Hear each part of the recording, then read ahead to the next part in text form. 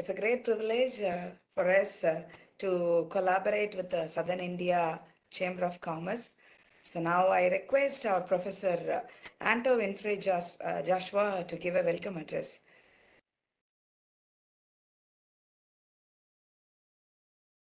Thank you, ma'am. Good morning, everyone. Welcome to Tech Connect Section 3 on IoT, a remarkable collaboration between the Southern India Chamber of Commerce and Industry, that is SICCI, and our engineering college. We are here to delve into the dynamic realm of the Internet of Things, a realm that promises to reshape our technological landscape. As we gathered here today, our esteemed speakers, Mr. George Koshi, Dr. Nishant Raja, and Mr. Ashwin Desigan, bring with them a wealth of expertise and experience that will undoubtedly enrich our understanding of IoT. Their presence here is a testament to the importance of this event and the cutting edge insights that they will share. So, without further ado, let us open our minds to the possibilities that IoT offers, the innovation it fuels, and the transformation it drives across industries. Thank you all for being a part of this illuminating journey, and let us embrace the future that technology is crafting for us. Let us begin the session. Thank you. Yeah. Thank you so much, sir. So once again, on behalf of SICCI and on behalf of the Francis Xavier College, I'd like to welcome all the students, the industry people, the panelists, the moderator of today's session, the Tech Connect Session 3 on IoT. So I'd like to introduce this moderator and the panelists for today's session. Mr. George Koshi, he's a familiar face since we had two previous sessions with Francis Xavier College. Mr. George Koshi is a Director of Learning Development for SICCI Technology. He's a specialist with more than 25 years of experience, guided by exceptional people management skills, grown in innovative and experienced L&D professional with rich background in learning processes, psychometric assessment, leadership development, coaching, and facilitation. And he has worked previously with Infosys, Servian Global Solutions, Hyundai Motor Limited. So very happy to have you, sir, today as a moderator for today's session. Thank you, William. And I'd also like to introduce two of our speakers for today. Dr. Nishant Raja. He's a CEO and co-founder for Zyma Analytics Private Limited. He's a researcher turned entrepreneur, leading a deep tech startup to enhance industrial automation using IoT-enabled ultrasonic waveguide sensor to address the critical pain point in industries.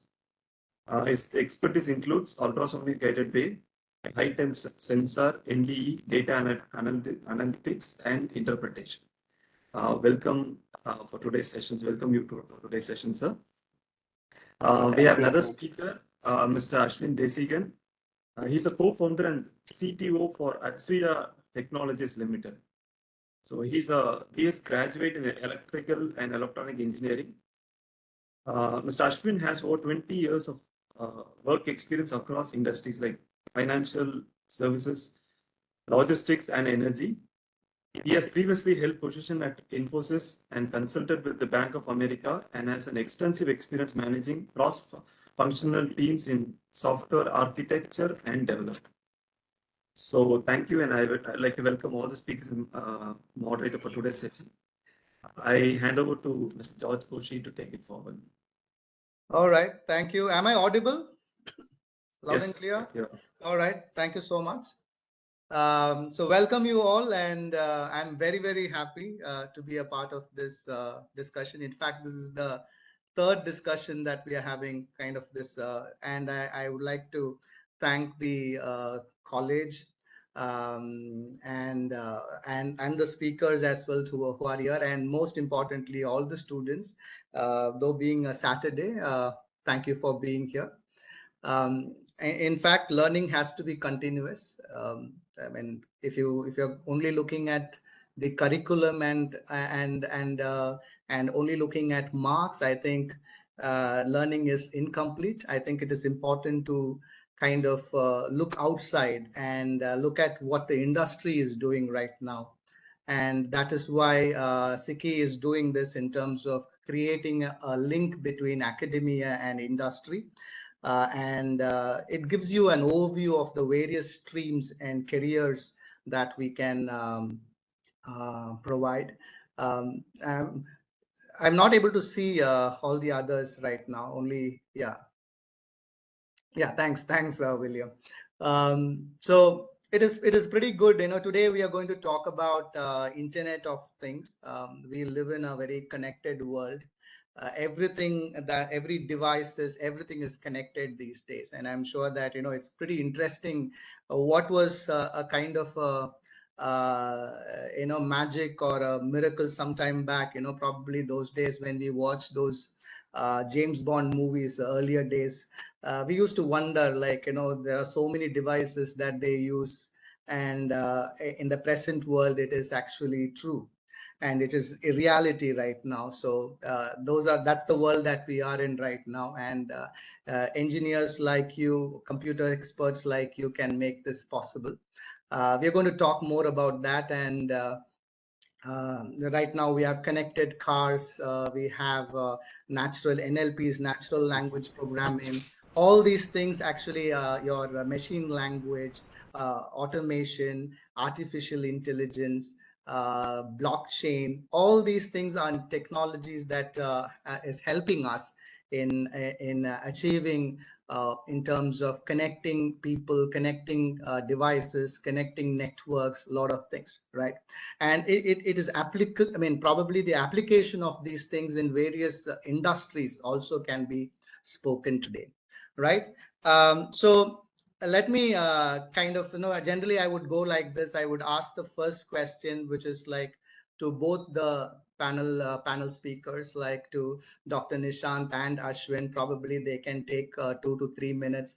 It is like an opening remarks that they can give in terms of their passion towards the topic, and how did they enter into this field, things like that. So how did you get into IoT, the Internet of Things, and what is possibly in terms of the market growth in India, and also in the international arena? What's the growth of this industry? And that's the question. How did you enter? What's the passion in terms of this topic, in terms of this subject, is what I would want to hear from both of you. So take 2 to 3 minutes, and probably you can share your opening remarks. Thanks. Over to you, Dr. Nishant and Ashwin. Thank you. I think Ashwin sir, you can take it and then I'll follow. Go for it, Nishant. I'm respect for the doctor first. All right. Okay. Thank you. Hi everyone. So I'm a researcher turned entrepreneur. So I started my career as a scientist in FCRA, then joined IIT Madras to complete my PhD. So when we work on a research topic, so we identify certain problem statement which is not solved and which is going to be much more useful for the end users. Either it may be a technological advancement or it may be a physics-based advancement, but how it is going to impact an industry is what I was focusing on morely. Because since I came from the industry plus research background, so I was solving certain industrial problem statement which requires more measurements in certain environment. The industry, what we see today, I think most of the students would have not experienced because of the see any petrochemical manufacturing, metal industries, ore industry. These are harsh environments where the operating temperature is close to 1,000+ degrees Celsius. So you can't put a person near to it to do some measurement and do some corrective actions. So even today, people are doing manual intervention in certain locations. And we came up with this idea to reduce it using automated measurements where IoT has been implemented. I believe everyone is using a smartphone right now. Most of them have experienced the use of Swiggy and a Zomato or an Ola or Uber, right? So everyone is aware of how the IoT is helping the community itself to transform into a next arena.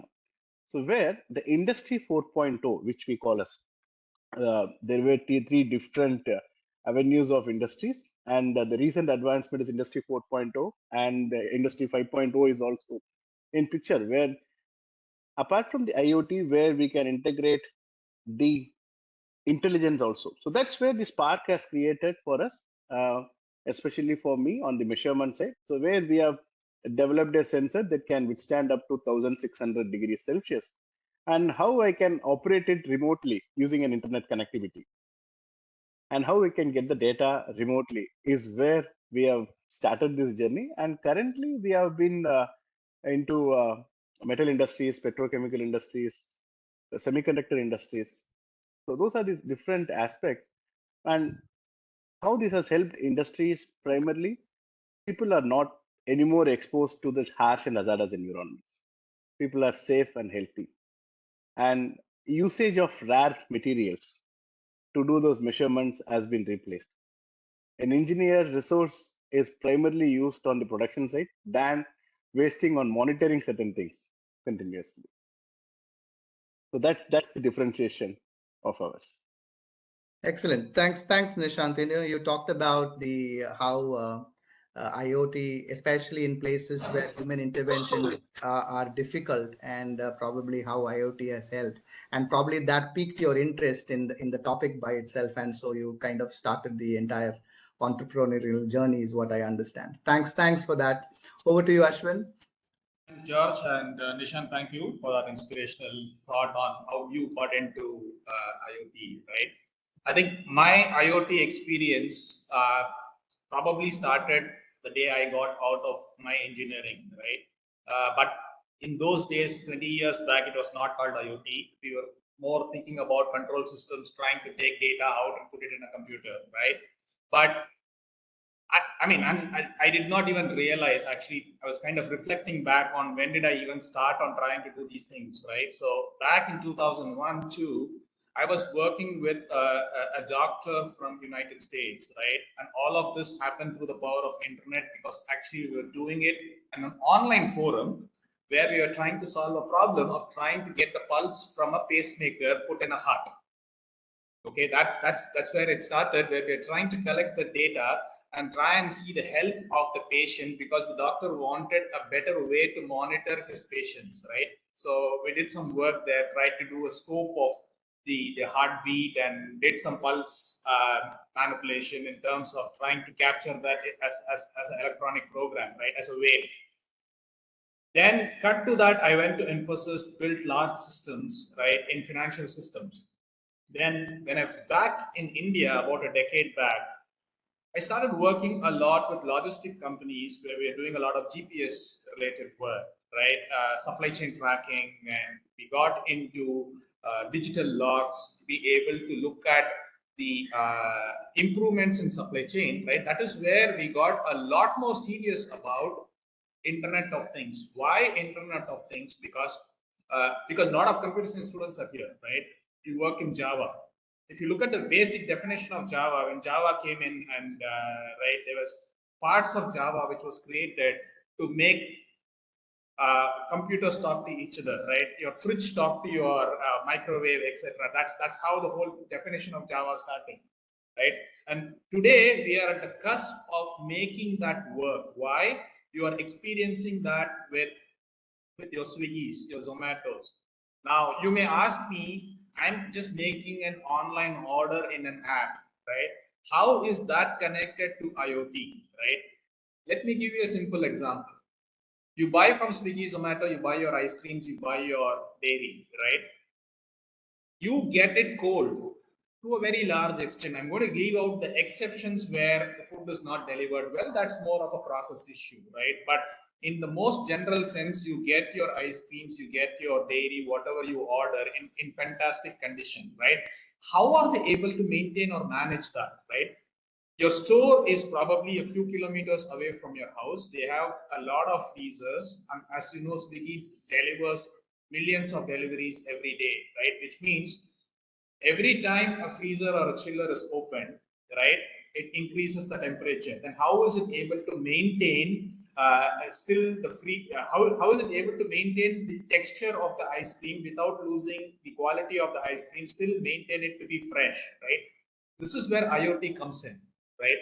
We as a company today, we power pretty much 80% of quick commerce, which is your Swiggy, Zepto, Zomato behind the scene, right? We work with Licious, Tenderpets, your meat retailers behind the scene. What do? We actually maintain the temperatures, right? We alert them, the system or the sensor automatically decides that, hey, I'm not maintaining temperature. This freezer is not done its defrost cycle, right? It needs to be maintained by someone. It alerts the technician, whoever is probably a few kilometers away looking into another problem, telling him that I need to be saved, come and save me, right? We've done that every day, every hour, every minute, right? For the last many years, right? Why? Because it allows them, one, to be very efficient, right, to run their operations. Two, it allows them to be able to give customers a better sense of security in terms of high quality produce being delivered at your doorstep, right? So these are some areas. Now, where are the other areas where IoT is now proliferating, right? You take your automobile industry, right? All the car manufacturing which is taking place, right? How they are doing quality checks, right? Those are done by robots. Now, a person sitting in Korea can look at a Hyundai factory here, right, and know as to what is the quality check which has taken place on a particular car, right? And the data of that is today available to him sitting in a central office, right, and knowing what is going on, right? Those are some examples, right? You have Alexa at your home where you can speak to it and you can switch on your light, right, your bulbs, etc., right? Those are some good examples of Internet of Things, right, or connected systems. And you can expand this to much larger use cases going forward, where you could say, hey, can my building talk to the next building and ask for power when you are actually running short of electricity in your house, right? So those are things which are actually feasible, right? And it can be made to happen given the tech which is available today, right? So I will stop with the George and allow you to continue. I know we can talk a lot about IoT and what all is actually required to make it happen. So Thanks, Ashwin. In fact, while Dr. Nishant talked about where human intervention is not possible, how IoT has helped, and Ashwin talked about, especially in the food logistics industry, how IoT is helping. In fact, I work with SICCI Technologies, and we have data centers. I remember because I actually went to one of the rooms, which was the building management system, the BMS, where if the data center room's temperature is down by or up by some degrees, it actually alerts people saying that the temperature is low or high. And if there is a kind of a power problem or something, it alerts people. So I think all these things, most of the alerts and notification, I think it's done by the IoT, is what I understand. I mean, maybe I'm please correct me if I'm wrong, but then I thought it was actually wonderful, because those days, the people had to call, it takes time. So the turnaround time has improved a lot because of IoT. And I think that is the future, is what I understand. Right. So just wanted to talk more about IoT in the terms of, generally it's Internet of Things, right? So basically you need to have a device, and then you need to have an internet to connect. So devices connect to devices. Nowadays, cars, I think that's one of the most used, I mean, probably the best example that you can give, where your car is and things like that. So to help the student community right now, so in terms of what are some of the, though you talked about two applications in terms of the logistics and this one in terms of in the petroleum, that's where you talked about, Dr. Nishant, right? So what are the other areas or industry that probably IoTs can be helpful? I'm sure that it is all the industry. I'm sure that is how it has to be. But tell me one industry which is really taking advantage of IoTs. Which is that industry? Who would like to take that question? Right. So I'll start with, I think Ashwin can add on, because see, I work on most of the heavy engineering equipments. So that's our most soft spot. So I believe that, see, lots of equipments has to be monitored. continuously. A simple example to start with, each household is connected to your water pipelines. Can we say how the water consumption is? Smart meters have been coming up in households. So the urbanization is significantly introducing IoT has helped them because they can right now monitor what is the water consumptions. Smart electric meters are going to be implemented in most of the households. You can think of how many households are there in a country like India, who is having 140 billion people, right? 140 crores of people are there in India alone.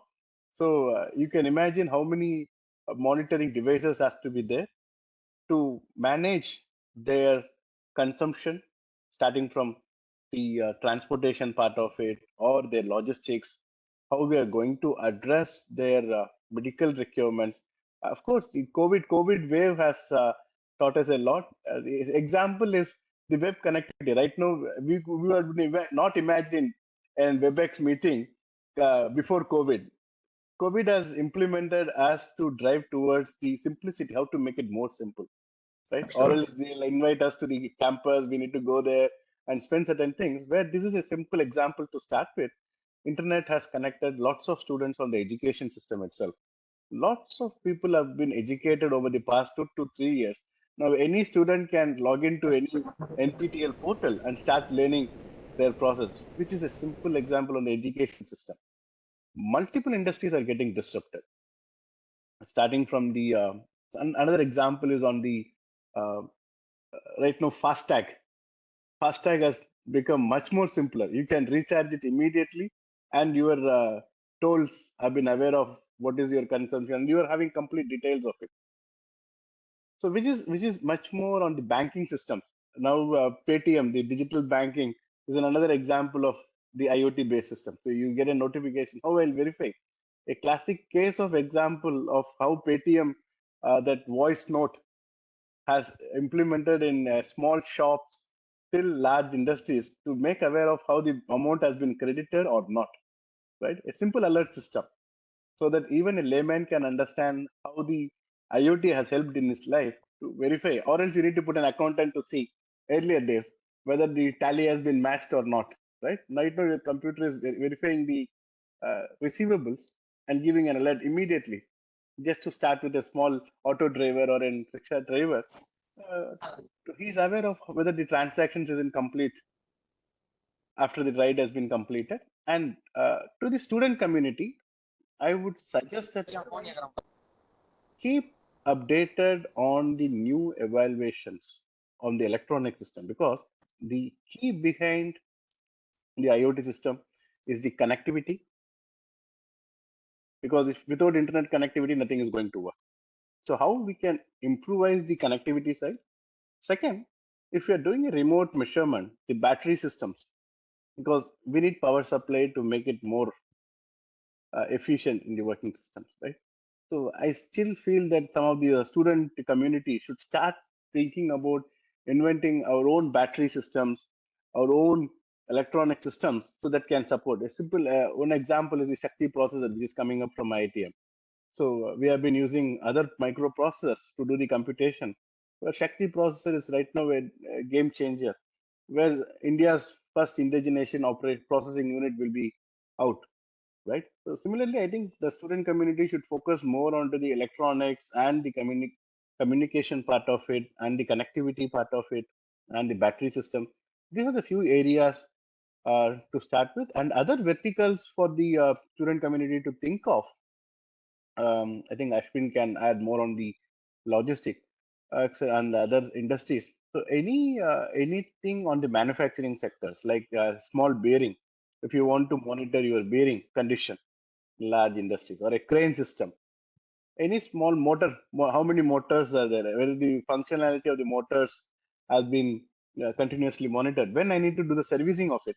So whether the operation of the equipment is functional, we need to implement service to it, or what is the corrective action that has to be taken. Sure, the health of the equipment is stable to make it more efficiently work for further more years. Thanks. I mean, I don't know if you could add more, but then thanks for that. You added kind of gave a interesting thing, especially for the students, in terms of to focus on electronics, to focus on connectivity, energy management, especially in terms of battery technologies in batteries. And I'm sure that there are lots of types of batteries that are coming out right now to make it more and more efficient, right? In terms of when we started with lithium ion, there's something more advanced these days, especially that is being used in electric vehicles, right? So I think it is pretty interesting to know, right? All right, so Ashwin, I would like to hear from you in terms of what are some of, probably what do you think is the IoT's greatest application? Which place is that? Probably for the students to actually, probably think about, there are so many areas that they can go in. They can become doctors as well, is what I understand, healthcare. Yeah, definitely.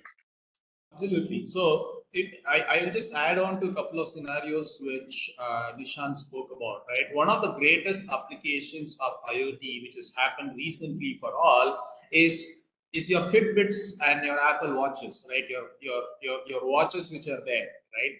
It's a great application of IoT where people are able to monitor their health, right? There are many who have been always been conscious about health, right? That comes from the DNA of the individual wanting to be fit, right? But there are others who are forced into it, and that is where tools like a watch, a Fitbit, really helps motivate, because it is not only looking at your parameters, how you're doing, but it is able to provide you with guidance from experts who are out there, right? Share it in a community, right? It kind of creates a sense of being able to achieve something, right? And being able to post about it, right? So that kind of really augurs well with the youngsters, right? One. Now, take COVID for instance, right? I can give you first-hand information about COVID simply because we were actually behind the city of Chennai managing COVID digitally for city of Chennai, right? During the entire 3 years of COVID, right? So every case in the city was actually managed through an online platform, which actually helped the city to be one of the best managed cities with regards to COVID in India, right? Now, what are the things which the city actually did, where it brought in capability of IoT and digitization and intelligence, right? I'll give you some examples. The number of times ambulance was not available within the city. There was a crunch during the second wave because of the proliferation of the number of cases, right? But if you really look at it across the 3 waves, right, an ambulance not being available was an extreme rare scenario, right? How did the ambulances within the city manage to make sure they were there for every case, every patient, right, etc.? How did they manage to do that? That is where the power of the system and connected systems came into place, right? Every morning when Chennai knew how many cases were there for the city, right? In 15 minutes flat, right? As soon as those case data was available from ICMR, right? Chennai knew in which zones there were, basically, because Chennai is broken down into 15 zones across the city, right? And 200 wards per se, right?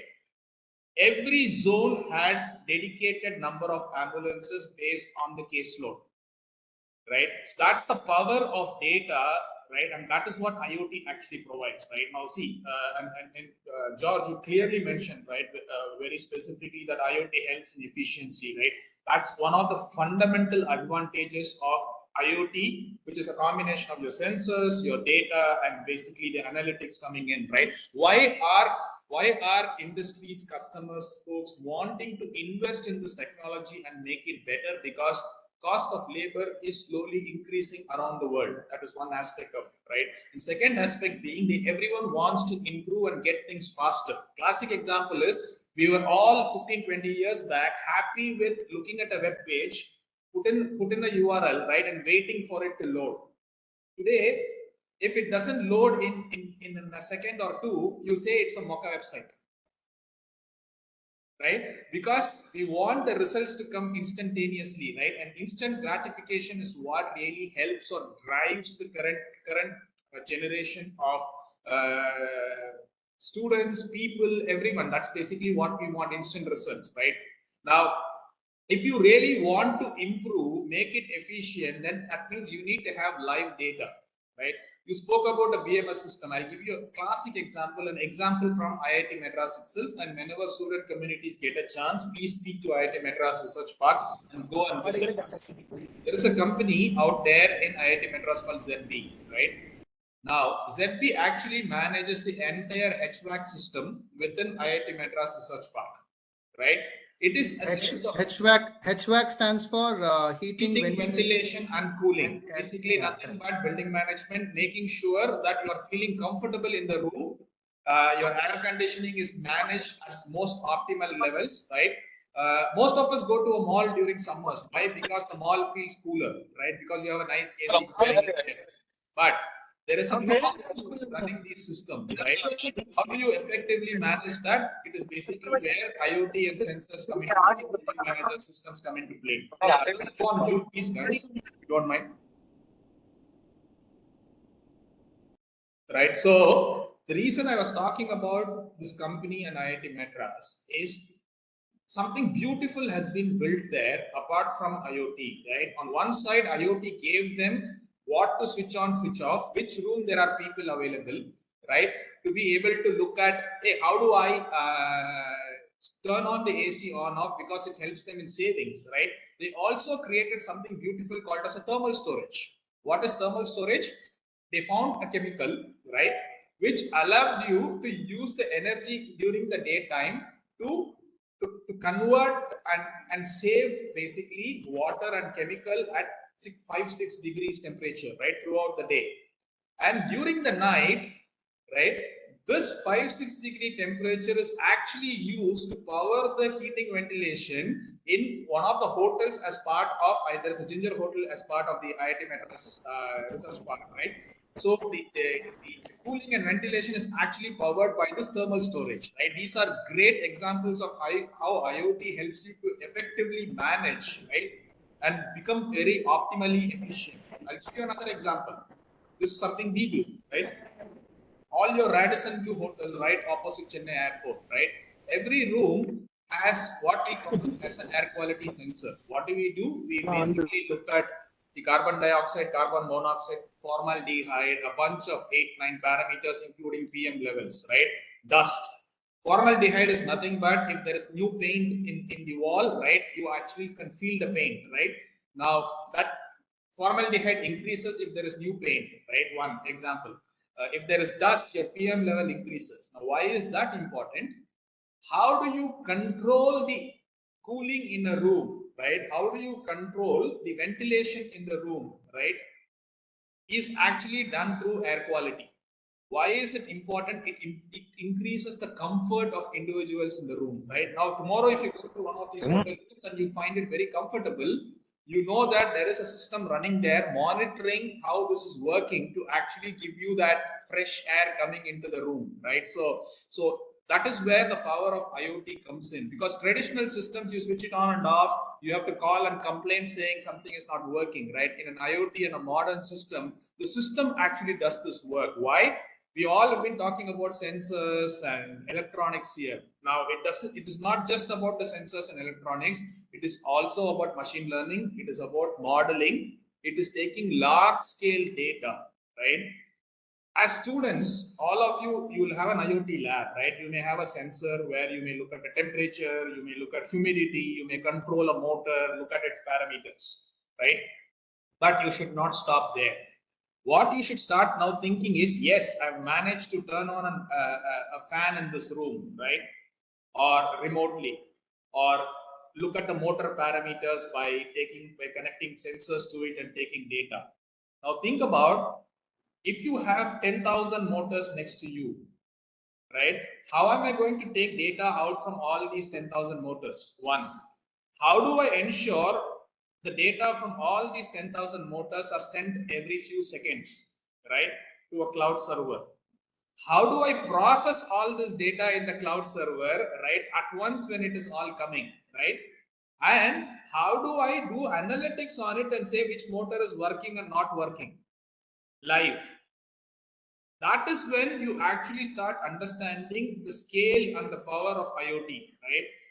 You have to look at it very clearly. I think Dr. Nishant mentioned about it, right? Communication, right? So you need to know how to manage power, how to make these devices communicate, right? What kind of networks to establish, right? You can have Wi-Fi, you can have GSM, which is your cell phone SIM card, right? Based communication.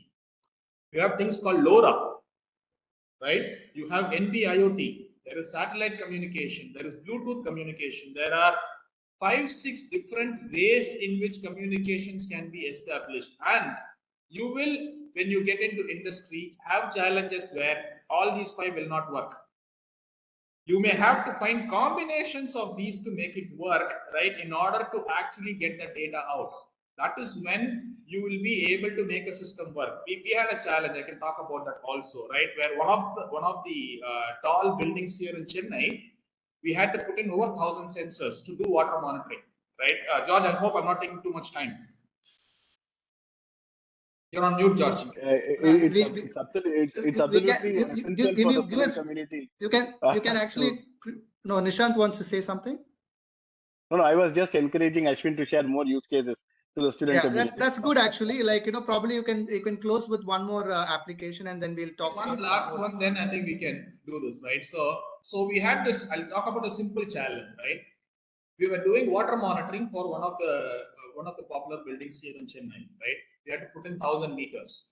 Now, how is the spread? We visited the site, right, before the building came up, or it was in its basic structure. We had 64 shafts. What do you call as a shaft? You see from the side of the building where your pipes are dangling, right? From the incoming pipes are coming into the home, right? So there are 64 such shafts. Each shaft goes to 14 floors. Okay. We had restrictions, so people had to hang from the side of the building to connect your sensors to the water meters, which was going into every home.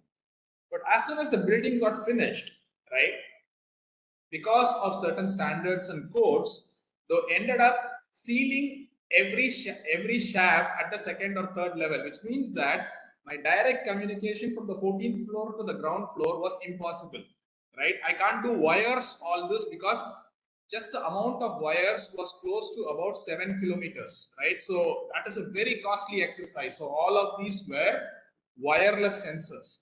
Now, how do I make Wi-Fi work from 14 floors down and for 1,000 such Wi-Fi sensors, right? And especially, all of us know, you go from one corner of your house to another corner of your house, most homes, the Wi-Fi connection stops, right?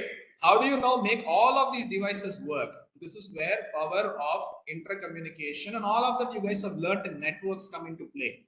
We actually made a Wi-Fi mesh, right, of devices talking to each other. So every sensor talks to the next sensor below it, because the distance is close enough, right? Tells it, here is my data, please share it to the gateway. So we made sensors in each floor talk to each other. Then at the bottom floor, there were, because 64 shafts were there, there were about 64 gateways also. So those gateways also have to talk to each other to take the data to the meter, right, to the internet. Now, with all this kind of a setup, we managed to get these 1,000 meters to send data, right, every minute. Why every minute? We actually could do much lower also, but the reason we did every minute was it was optimal enough for us to find out consumption, optimal enough for us to find out any leaks which are there. We managed to save close to about 25% leakage, right? And consumption reduction about 40%, right? So that is the power of Internet of Things, right? Of sensors, of communication, and basically large scale processing. Those are 3 things you guys all have to understand when you're putting together an idea or a solution for IoT. Over to you, George. Thanks, Ashwin. That was pretty elaborate, and also a lot of applications and use cases that you shared. And the most important thing that you talked about, especially for the student, was just don't stop with just one sensor working. I think it is, you have to move forward and make it learn more complex things as well. You know, I just want to add to one more thing, because this is something which I saw. And I found that many of them are using this, you know, in the especially in the healthcare side, you know, people adding to the patch, and especially for diabetic patients, I've seen that, you know, they have the pump attached to their body, and it is kind of, you know, sending data to their mobile system and things like that. And whenever they are partying or something, you can actually set up something. It's pretty interesting to see that, even those who are worrying those days, especially the diabetic patients who are worrying, they're kind of getting accustomed to the way of living, and especially with respect to and I believe that the IoT has helped a lot in these areas. And how we wish, probably all of us, if something is not there, and as somebody was talking about it, if fridges were connected, I'm sure fridges are connected these days, but how we wish if something is not there in the fridge, or probably curd is not there, we're running out of curd or we're running out of eggs, probably it should keep sending messages to our mobile saying that these things are not there. And probably these things are good, like and it helps us. Probably many of us forget, when we go to a shop, we forget these things, and how we wish these things are there. So just to that, just wanted to add, though IoTs are increasing in number and connected cars are increasing, there is also something in the market that they're talking about. Insurance would be based on driving preferences, like in terms of how well we drive. If you are a rash driver, insurance premium will go up. If you are a kind of a very good driver, insurance premium will go down. These things are being talked upon, so that means that they're going to measure the way that you drive as well, right? So those things are there in the coming up, and I'm sure that we are waiting for that.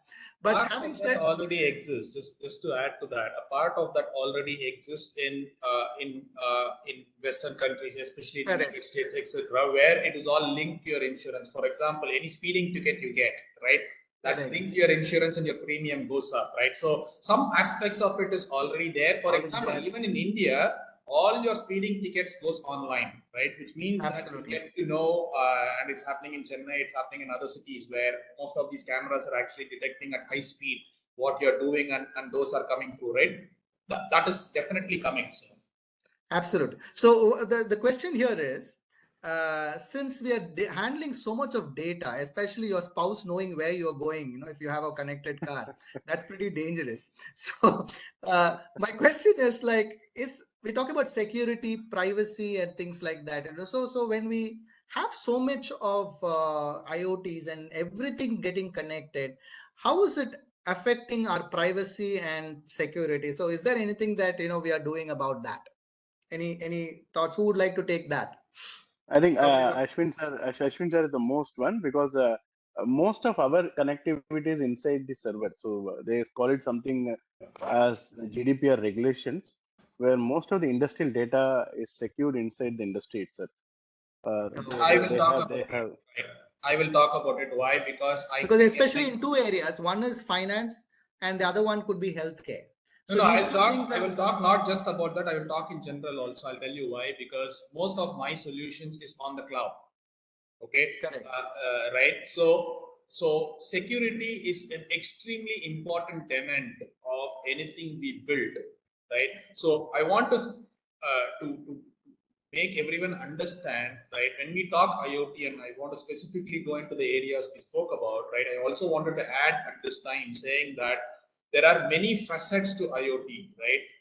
You being students need to understand that, oh, I don't know electronics, I may not be part of IoT. No, right?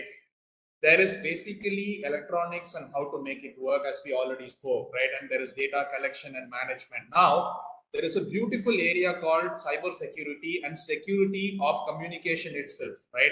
How do you securely communicate this data from the device, one, right, to your servers wherever it is located? Two, how do you follow the local laws? For example, India has a brilliant data security and data policy which is being drafted and is getting implemented, right? Europe already is the pioneer in what is called as a GDPR law, which is the data in the country has to remain within the region, it cannot go out, right? Now, there are very strong laws in each region which is being cognizant of that, right? Even these kind of laws applies to electronics also. Classic example is, many of you may be working with radio frequency, right?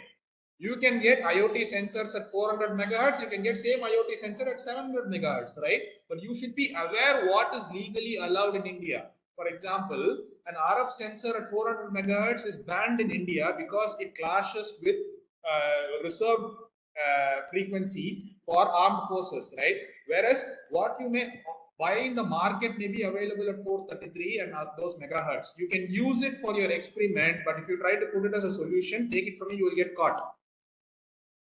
Okay, because and being aware, and there is no point telling later, oh, I was not aware of it, because one of the key aspects of building a system or a solution, right, is also being aware of what are the do's and don'ts, right? And one such thing is cybersecurity, right? So understanding how to protect your system, how do you ensure or give assurance to your customer, whoever wants to look at your data, that your data will not be used or misused for any other reason, right? Sorry.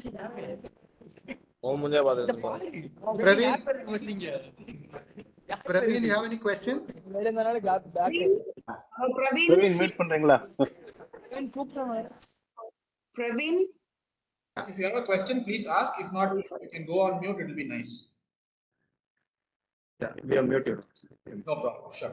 So data security is a very important aspect, right? And you need to start thinking about all of this when you are building together a system. For your simplest of use cases, no, you don't need it. But if you want to make that or convert that into a product, because many of you, when you're getting out of your college, right, your university, right, many of you may want to become entrepreneurs, right? You may want to take your solution and sell it to the next big customer which is out there, right? The harsh reality of that also is something which is important for me and Nishant to share, is just because you have built something nice, people will not take it. Why? Because they want to know how secure it is, right? How will you ensure that their data which you are collecting from their machines does not go out, right? It doesn't go to the competitor hands. So you need to be able to understand what are the rules and laws, and how are you going to make sure your system will not give that data out, right? Even if you are asked, you should not be giving that simply because you are making or respecting the customer's data. I'll tell you of a scenario where a well-known connect of mine lost a big order because during a customer presentation, he happened to show another customer's data. He inadvertently did that because he thought he is going to showcase a system, right, where it is working in another customer, but it just so happened for the other that you are actually, you guys can hear me? Right? So, yes, Ashwin, go ahead. So for the customer, he was like, hey, how can you share someone else's data? That is violation of privacy. I don't need your solution.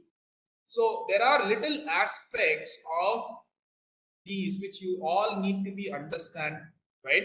So you have to respect that also, whether you are working within your organization, right, or you are working for someone, or you're building your own organization, right? These are very, very important, more so with IoT, more so with data analytics, more so with machine learning. All right. Thanks, Ashwin. I think the GDPR regulations are open in the internet. I think students, it will be a good chance to take one of the weekends just to go through the policy document, how it looks like, so that it can ignite you right now itself how to move forward in the right direction. Absolutely. In fact, I mean, gone are those days when we had to look into a book for reading some of these things. Nowadays, you have information at your fingertips, and probably all you need to do is just search. And nowadays, you have ChatGPTs helping you out as well. I don't know whether you are using that for writing your assignments, but definitely it is helping. It would help you in actually figuring out some of the good questions, because it actually chooses some of the good questions probably from the right resources and gives you the responses, right? So one thing that, probably this is to Dr. Nishant, because I'm sure that he's a researcher and an entrepreneur, because this is my kind of interest is more on innovation, because I think we generate a lot of ideas, and the number of patents in India seems to be lower compared to other Western countries, right? And I believe that is more because that we don't find problems that to solve find more problems, in the sense like, we are happy when problems are given to us and we solving it. We are happy solving it, but we don't find more problems to solve it. So if you can find more problems, and if IoT can solve it, in terms of, you can innovate a lot of products and services and things like that, is what I understand. So in those lines, like, probably Dr. Nishant, if you can add more light into it, in terms of how do you, I mean, probably what is the advice that you give the student community, in terms of if they need to innovate and be creative, in especially in this line of career? Right. Over to you. Okay. So yeah, thank you, Kush. I think it's very important on the innovation side, because innovation is a driving force behind any nation. See, when the Korean products, when it got introduced, people said it's not a most reliable product. But right now, you can see the most trustworthy products are Korean products. Either it may be a Samsung or an LG. It's the most reliable one, or most penetrated market also. You take any uh, audio systems or video systems, it's them. Anything on household, it's them, right? Similarly, the second wave was with China. So when the Chinese patent filing was significantly increasing, 20 years later, they have moved to the largest GDP in the country, in the world itself, right? So now it's the time of India, because the amount of patent filing has gone to 10 to 20 times in IIT Madras itself. That's where the number Excellent. one institute has come up. Because of patent filing is one of the key driving factors of us. Every laboratory in IIT Madras, every week at least one patent is getting filed right now. Excellent. Because that's the right now we are one of the largest patent filing next to US, China, and India. Now, And more my question innovation. is, Nishant, why do we talk about, when it comes to innovation, only it is with IIT Madras or probably those No, premier that's what. institutions? Why should Because it be? I think it should be all the colleges, right? the ecosystem which is driving us, Hmm. I get encouraged.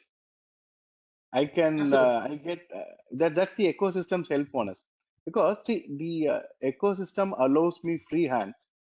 A simple example is I have done 1 year of my project in MTech project in defense systems.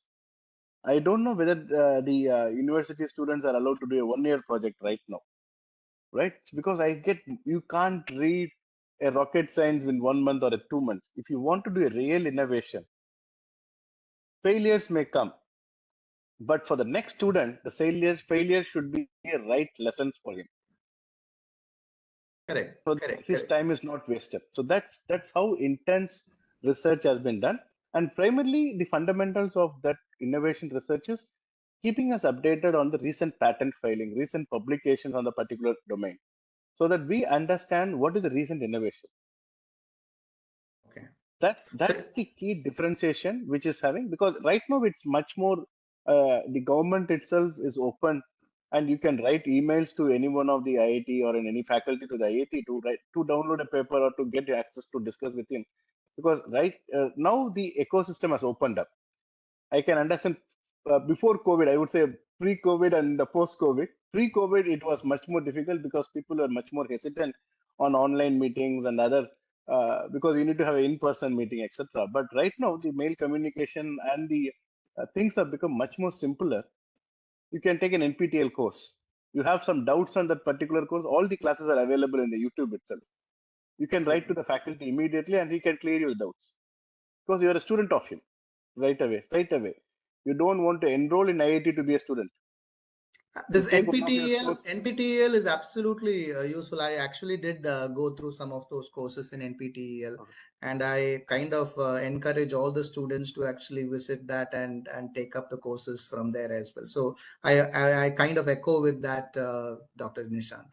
And I can understand because certain machineries or equipment we procure it and we have that hands-on experience on this equipment. But right now we are allowing interested students to do internship with IITM, to internship with some of the IIT startups who has much more experience on it, so that they are also having hands-on experience on that particular technology. And the data science course from IIT is, I think, it's one of the brilliant course that IIT is offering.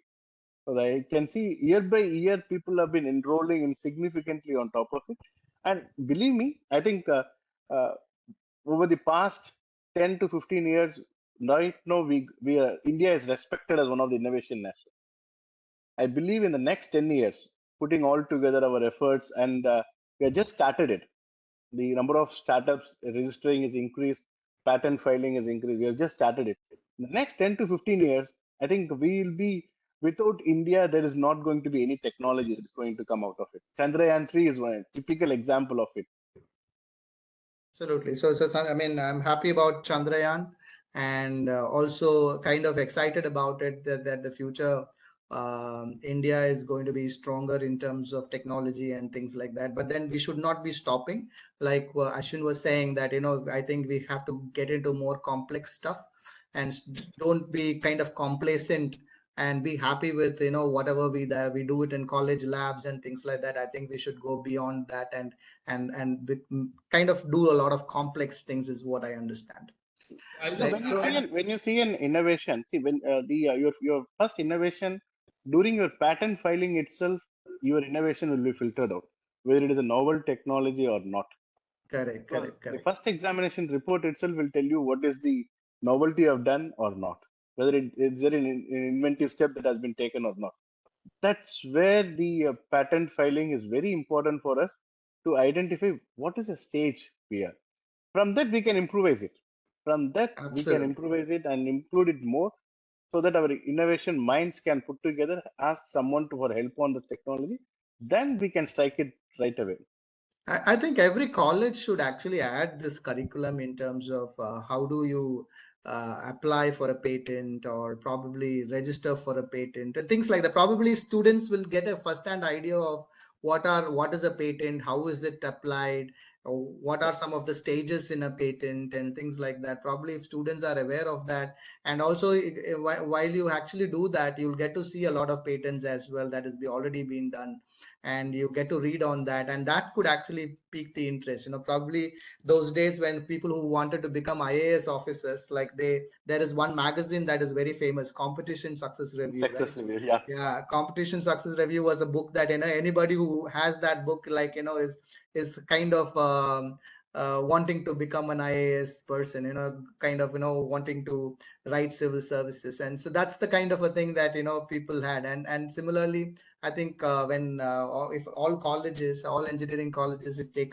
take up this, and that would actually increase the or enhance the creativity and innovation in colleges is what I understand. I can just Ashwin, you add. want to add more to it?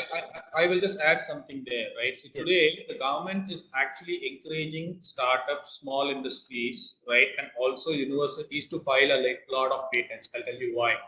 There is a lot of accelerated programs available. I myself is a beneficiary of that, right? As a company, right? We have done 12 patents in the last 6 months.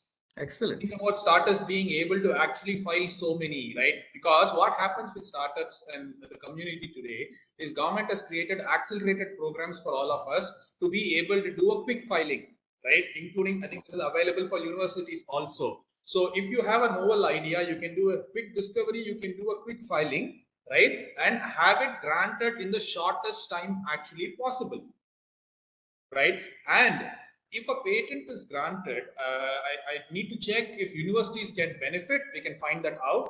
I know for a fact that startups and MSMEs have a benefit where every granted patent within India, if it's an Indian patent, right, the government actually gives you money, right? I think it's about 3 lakhs or 5 lakhs of grant you get for every patent filed.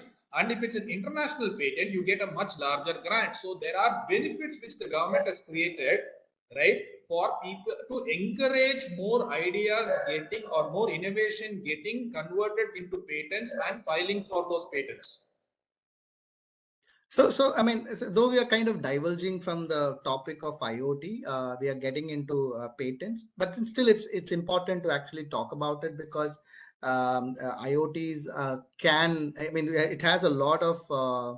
I would say. Uh, I mean, it can bring in a lot of innovation. IoT as a subject, IoT as a topic, it can bring in a lot of innovation, is what I understand. And I think all the students should be aware of this process as well. So that's a good point that you talked about. So let me probably ask one more question. Again, this is for the students, but possibly if they need to take up this as a career, like I'm talking about IoT as a career. What are some of the things that they should keep in mind in terms of subjects they should learn? Probably some of the interdisciplinary topics that they should probably talk about, in terms of, there could be, say, like mechatronics. You have mechanical engineering and electronics put together. I'm sure that all these things play a role, right, in terms of when you understand. So what are some of the areas that students should focus on, especially when it comes to taking up this career? So, my suggestion would be to start with right now there are lots of use cases which can be done from the simplest form to the intermediate or to the expert on the IoT side itself. It's a project form of it. My suggestion would be replicating a patent. Oh, okay. They can download a patent if they like the topic. They can start replicating the same patent of it, because that gives them an idea, because everything is available on the patent description itself, how to do it, and there they can ignite them, which is their weak spot, which is their soft spot, because it will get segregated there itself. Their interest may be on the electronic side, their interest may be on the coding side, their interest may be on some of the bringing up something on the programming side or the data analytics part of it. So my suggestion to any of the that's how I train all my interns. I give them a patent which we have downloaded something relevant to us, ask them to replicate it, and we help them in whenever they are facing difficulties. I suggest the Okay. faculties also to do the same thing. They can have a common 5 to 10 numbers of projects on the same thing that can be given to 10 different students, and how each one is doing it differently of the same thing. Okay. That will be the So initial part of it. Yeah, please, sir. So no, Nishant, what you're saying is give a project objective to the student, to different students, the same project objective, and check them how they are It's doing it possible. Yeah, differently. Okay, it's that's a pretty possible. interesting thing. It's possible to start with, because that way, at least if they're unable to bring in a new thing, they will be completing their existing project module, whatever this is there in the pattern side itself. Because we need quality engineers, because we are here to make every engineer a quality engineer, because everyone has the capability to do it, everyone has the opportunity to do it, and the resources are plentiful. It's us how we are utilizing it and getting us trained and Good. I having mean, faculties. Yes, sir. so Ashwin, if you can actually show us some of the small, no, I don't know if you have it in front of you. I really don't know. But then if you can show some of the sensors, and if you have it with you, it's really nice Not to see, right now, but because one I have is basically on my fan. It's actually connected there. An IoT connected fan. Right. So which I can basically control anywhere sitting at my office also, right? So see, this is one simple use case where if there is excess use of energy, right, I can basically sit and control from anywhere, right? I can do it through voice, I can do it through internet, I can do it my phone, right? So these are things which are there today, right? But I don't have an IoT for my dog barking, so you can actually, probably you can have a caller and say, okay, say something, the caller should have a sensor, and I probably hope I hope I can do that. Maybe that's a good idea. I can think of. No, I just wanted to add to what Nishant said. Right, he gave a great suggestion because he comes from an academic background. Right, he said take a patent and kind of try and replicate it. Right, that's one idea. Another way you can actually look for ideas. Right, because I'm pretty sure everyone can come up with an idea. Right, just by looking at what is happening around you. Another way to look at what the industry is looking out for. Right, is you can actually go. There is something called as GEM portal, right? It's the Government of India portal where they do all the procurements, right? I'm just suggesting that as an idea, because if you go there, you don't have to go and participate in a tender, but you can look at the kind of problems or challenges which the government, right? And because that is the biggest procurement agency today, right? All government agencies, public sector enterprises, and all of them, they all want to bring in innovation and IoT in basically their day-to-day operations, right?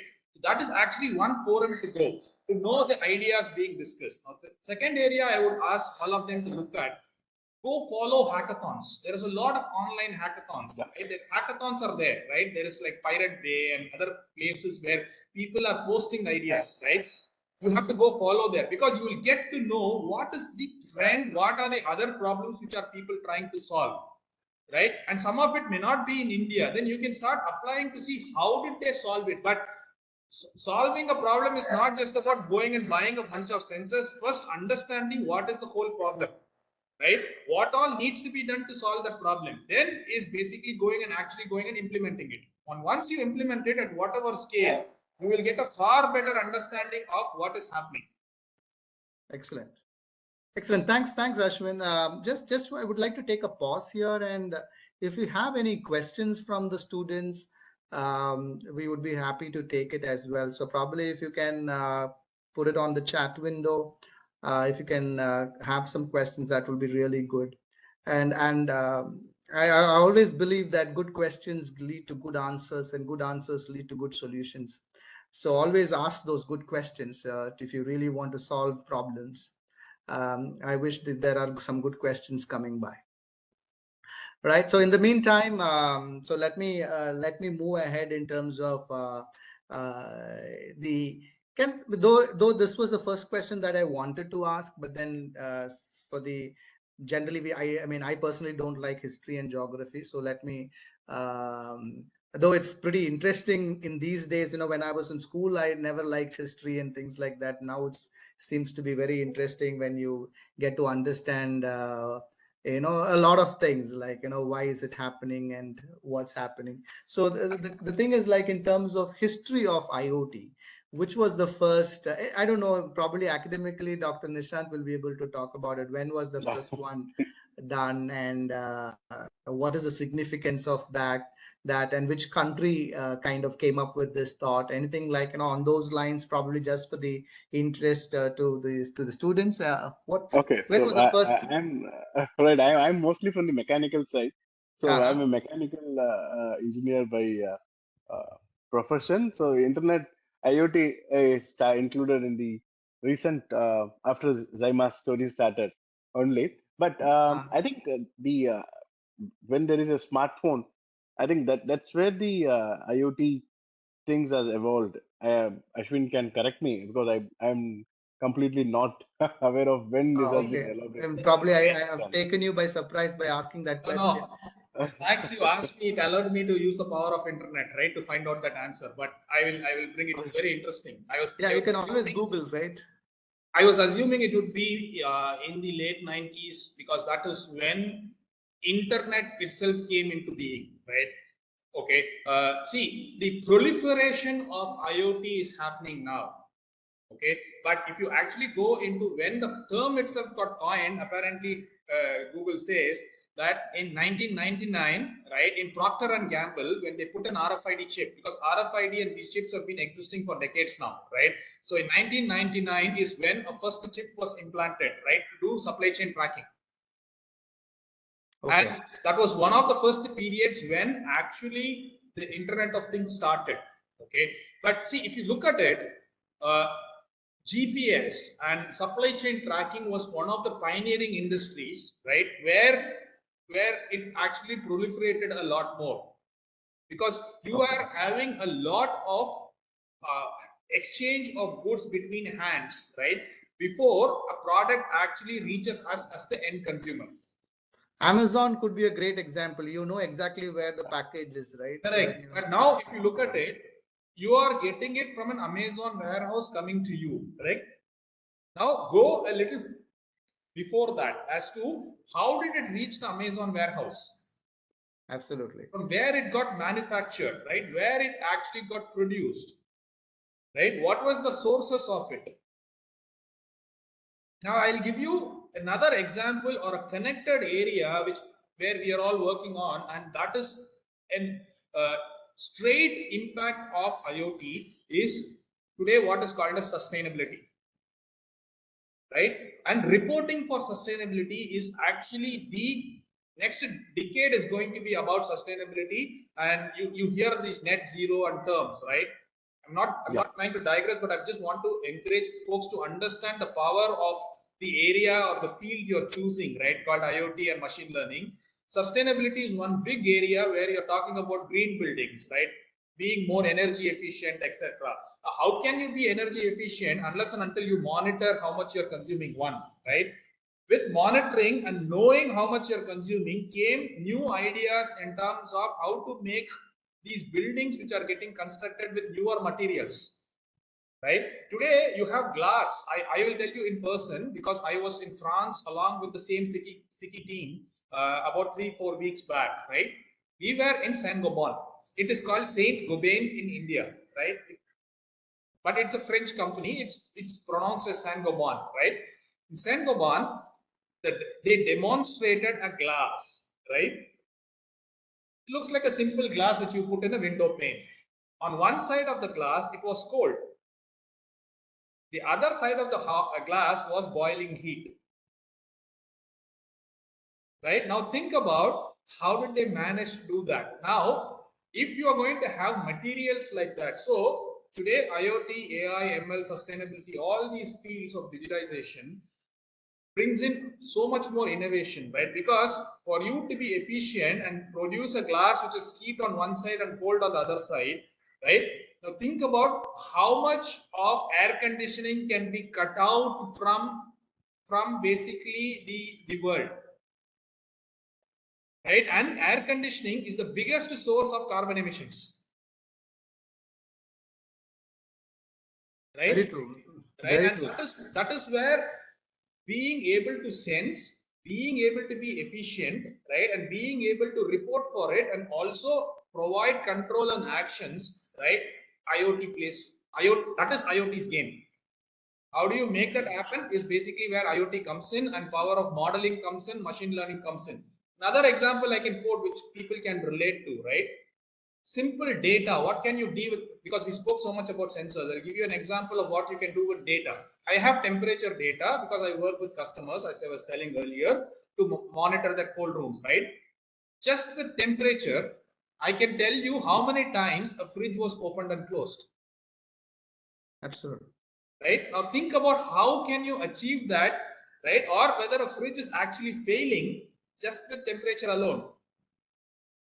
That's the power of data today and modeling and learning today, right? And that is where I think all of them have to focus on, apply their learnings, right? And I'm pretty sure we'll get a lot more fantastic solutions coming out. Thanks, Ashwin. In fact, one of the faculty members here has collated questions from the students, and I think she would be able to. If you can take the top 3 questions of that, and probably I'm sure that if while you collected those questions, some of those questions could be repetitive, and see if you can actually call out some of the most critical questions that your students have asked.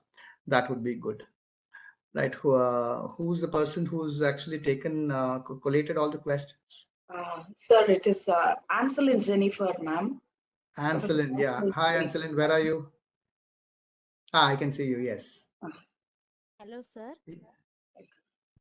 Yes, Anselin, go ahead. Greetings to everyone. The question is, are there any successful real-world examples of cities that have effectively implemented IoT in their traffic signal infrastructure? I think Japan. Japan is, yeah.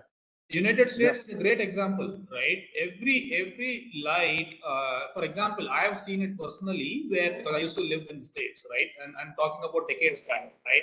Where your lights are turned on or off based on number of vehicles coming in. It's based on traffic, right? It's live modeling, live looking at counting of vehicles, like looking at what is going on and being able to open up directions or flow of traffic, right, based on this, right? So that's a classic example. Many such things are coming into India. Today you have high-speed cameras, cameras which are able to detect traffic, right, live, vehicles live, right, and being able to make determinations based on that. One implementation which is coming in India also is trying to open up or improve or prioritize, right, especially for ambulances. because all said and done, right, medical needs has to always take highest priority on the road. Correct. I think the other example is Google Maps. Google Maps always say whenever there is a traffic line, it shows an alternate route also, right? So I think so many of you have experienced. So that's the I other. think I'm with you on that, Dr. Nishant. I think one of the best or the most I think innovative product that probably the world has seen could be the navigation system. I think without that, I think most of us are lost. That's what I understand. I think everybody is using a map, and also the lot of other industries which has come because of only the GPS that has been there. Like we're talking about all the Swiggies of the world and all the other Ola, Uber, everything is because of that GPS, and I think that's a great innovation that is very useful, and also it reduces a lot of carbon footprint because of that, because you actually find the shortest route. You can track your own loved ones. And do you know how Suppose they track? Do you know how they track even before the GPS per se actually came in? I'm sorry, what was that, Ashwin? Do you know how they actually did tracking? Right. See, we used to have a service called Fast Track in India, right? Correct. Now, Fast Tracks were precursor to your Ubers and Olas, right? Absolutely, yeah. Fast Track was already there. Yes, was the most earliest call taxis which were available, where you could call and had an app and all of that. Do you know how they located their drivers even before the advent of these high-speed GPSs which came in? Triangulation, was it? It's called triangulation, right? And it was done through your cell phone towers. Triangulation of Correct. And that's one of the most cost-effective ways today to be able to look at the location of a person just by using your cell phone towers. Yeah. Absolutely, yeah. Of course, the WhatsApp live tracking system. So we can track our own team members to whether they're reaching the same location or not, whether reaching us nearby. Because this happened to us lots of time in the northern India, because language issues were there. So the people will end up somewhere and they were unable to come back.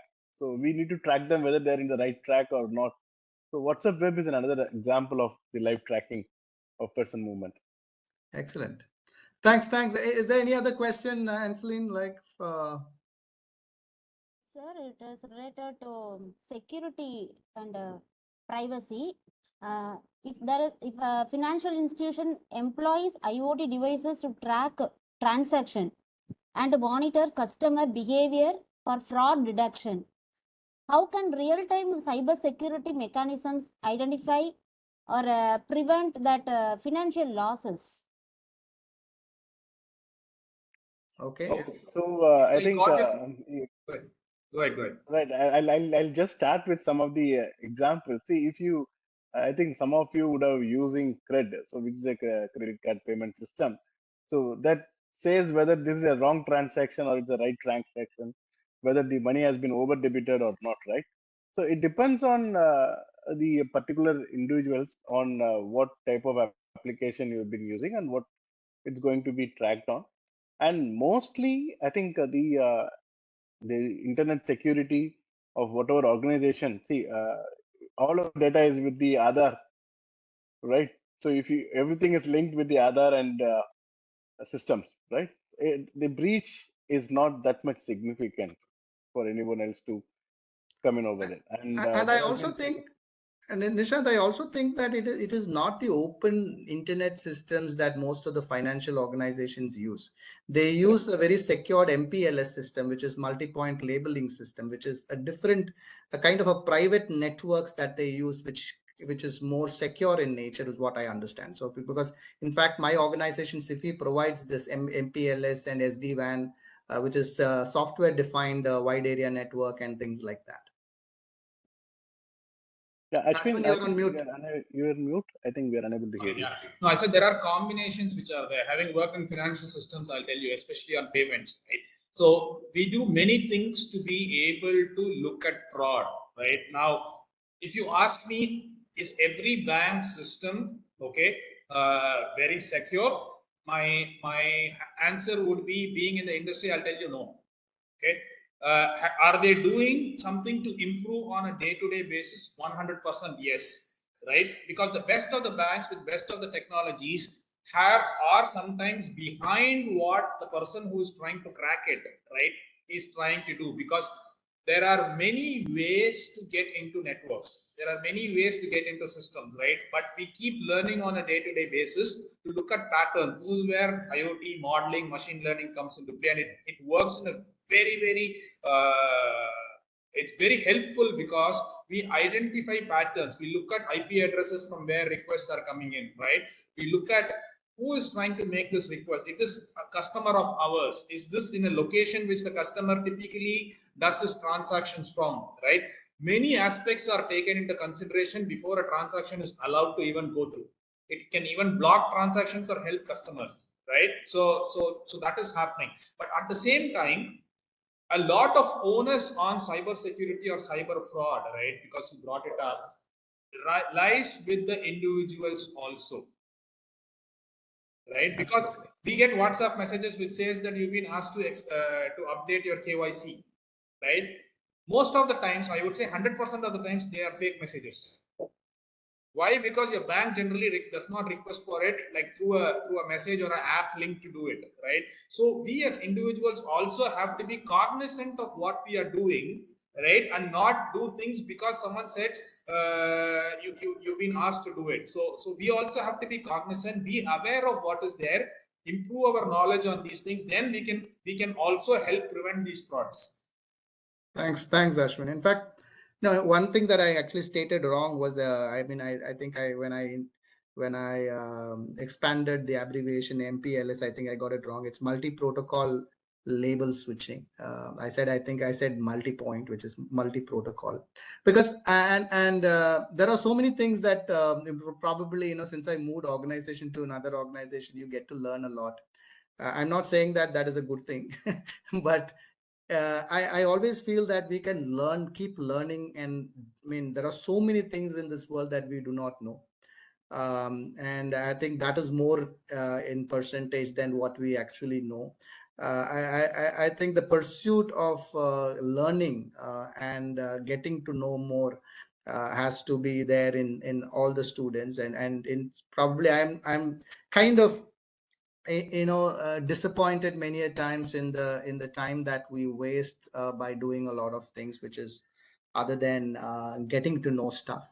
So probably students, I mean, it's not an advice, probably it's something which uh, if there were internet, probably from the time that I was in college and school, I wish it would have been great, but then we had only books to look at and things like that. I'm sure that Dr. Nishant and Ashwin would agree with me. Right now, we have a lot of things. So it's so easy to actually keep learning. Anything that you would want, it's available to learn. So I think, IoTs or machine learning, be it any technology, and technologies are becoming obsolete very, very soon. Today's technology is obsolete tomorrow. I think, this is also one more thing that I actually did while I was actually having a closed door roundtable conference with NASCOM. One of the head of L&D stood up and said, I don't recruit people who say that I'm master in one subject. Probably he's master in IoT, is a master in Java, Oracle, or whatever it may be. They don't recruit people like that. They do recruit people or students who say that give me a technology, I will learn in no time or quickest time, and probably kind of apply that. So these things have changed from those days. It is more like somebody who is willing to change, willing to be flexible with respect to learning new technologies and things like that. And IoTs are something which is going to change the world. I believe that. And because there are so many devices that can be connected, and which is going to improve the convenience of human beings, and also reduce energy efficiency. I mean, it's going to increase efficiency, effectiveness, and things like that. So we had great insights from Dr. Nishant and Ashwin. Probably as a closing remark, if you would want to advise the students, one last thing, like what is that so critical that they should learn? What is the closing remark over to Dr. Nishant and Ashwin? So we have just 1 minute each, if you can take, and we can close the session. Sure. Okay. Thank you. I think the continuous effort on making innovation, so be hard work, patience, and perseverance will take you on building up a more reliable product, and the product has to be robust and reliable. So that's where at least an effort, whatever effort you are making to develop a particular technology, should be 100%. Give you a 100% or a 200%, and say, I am expert in doing this. I am expert in doing. If I'm an expert in cutting onions perfectly in this shape. That's a great achievement. Be a smart kid on that particular aspect, whichever is very passionate for you. Make yourself expert in one particular field that is very passionate for you and you love doing it again. Good. Thanks, Nishant. Thanks, Dr. Nishant. Yes, Ashwin, over to you. I'll give 3 generic ones, which I think has helped me, right? One is improve your listening skills. Listen more. I'll tell you why. Because when you are listening, right, and when you're trying to, you have an idea in mind, right, and you kind of throw that idea to someone, right, you get feedback, correct? And you will get different feedback from different people. If you close yourself saying what that person is saying, because you will get, first feedback you may get from many people is that won't work, right?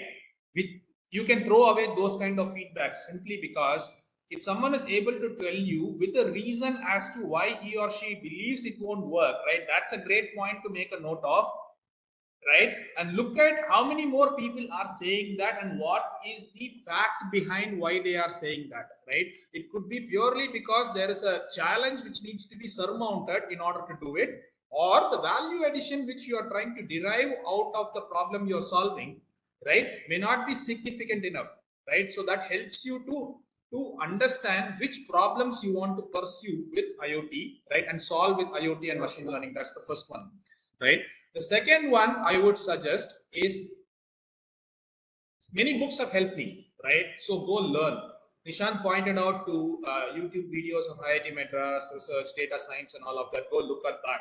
I can recommend one. Coursera, right, was founded by a gentleman called Andrew Ng. Okay, Andrew Ng is one of the most famous data scientists out there. He used to be head of Google in doing a lot of data science work. He used to be head of Baidu, the Chinese company, right? And he also was the founder of Coursera. He actually created a free program for everyone, which is there in Coursera, called Machine Learning 101. Professor Andrew Ng, N and G, N as in Nancy, G as in Grace, right? Look for Andrew Ng, Machine Learning 101, right? It is a little mathematical in nature. It will help you, or it will go back and teach you what you probably did not understand when you did your differential and integral calculus in 11th and 12th, right? But once you get through that program, right, it's 11-week, you learn on your own kind of a program. But if you go through it, you will thank Professor MG for what he has taught you, because you will have a fantastic understanding of how data science can help and solve many problems, right? And it will kindle your thoughts too. Third, go participate in startup events, right? Go participate in forums. Go read up startup magazines, etc. Right? Why? Because it will tell you what are the problems which are being solved. You don't need to necessarily work for a startup, right? Because each of you come with a certain background, each of you come with certain aspirations. Some of you may find it easy to work in a startup. Some of you may find it difficult and you want a more traditional organization like the big ones, like Infosys, TCS, etc. Right? Every company innovates. But if you are connected and looking or reading about what is happening in the startup world, right, and the innovations which are taking place, right, in these magazines, etc., you will be aware of new ideas and problems which you may be able to apply in your field of work, right? So keep yourself open and try and see how you can apply that back to what you're doing. And it is very easy to do IoT. and AI at the smallest level. But the moment you do the smallest level, look to see if there is a larger idea out of it, right? Then start thinking about how do I make it big. If it is big, imagine what is that big. If you cannot imagine what is the end state, right, you will not be able to even build half of it. Excellent. Thanks, Ashwin, and thanks. In fact, we had an excellent, panelist, experts as speakers, and I'm quite thrilled here. And I mean, I would like to learn more, and probably if we had more time, we could actually get to hear more from them. I'm not a techie, but then I love technology, and kind of even more thrilled after listening to them in terms of probably I should go and do that machine learning in Coursera as well, is what I was thinking. Good. Thank you, Dr. Nishant. Thank you, Ashwin. Thanks for your time, and really enjoyed this discussion. Over to William. Yeah, so thank you so much, sir. Thank you both speakers for giving your insights for today's session. I'm sure the students have been benefited through all the insights that you've given today. On behalf of the Southern India Chamber of Commerce Industry, on behalf of the Francis Xavier College, Tirunelveli, we'd like to thank the speakers, the moderator, Mr. George Koshi, for making this program a success. I'd like to thank all the students for your patience staying in throughout the session and putting your camera on, which is a bit difficult actually, but you have done it today. I'd like to thank all the other college students also who have joined today for this session and making it success. Please be connected with SICCI. So I'm sure we'll be having the next session in the coming month.